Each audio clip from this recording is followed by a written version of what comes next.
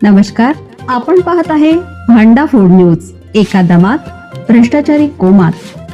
Social media, कर्जबाजारी, गुन्हेगारी, सट्टेबाजी, चोरी, मटका, जुगार, दारू, सावकारशाही, न्यायाच्या प्रतीक्षेत प्रशासन. भांडाफोड न्यूज. एका दमात भ्रष्टाचारी कोमात. पंचगंगा नदी काळेकुट्ट, प्रदूषण नियंत्रण मंडळाला संतप्त सवाल. कोल्हापूर जिल्ह्यातील पंचगंगा नदी पुन्हा एकदा प्रदूषणाच्या विळख्यात सापडली आहे.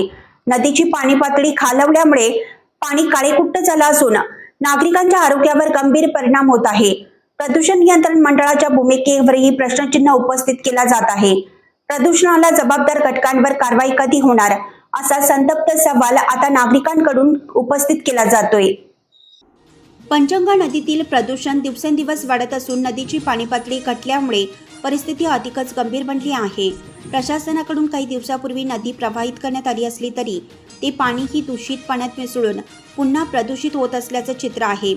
कोरोना काळात उद्योग कारखाने बंद असल्याने नदीचं पाणी स्वच्छ झालं होतं.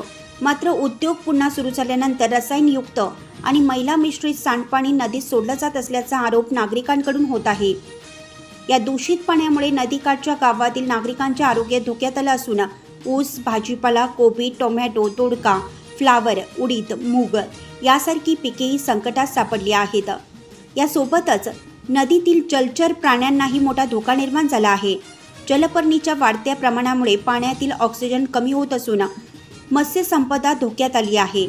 नदी प्रवाहित करण्याबरोबरच प्रदूषणास जबाबदार उद्योग आणि घटकांवर तातडीनं कठोर कारवाई करावी, तसेच रसायनयुक्त सांडपाणी रोखावे, अशी जोरदार मागणी आता नागरिकांकडून होत आहे.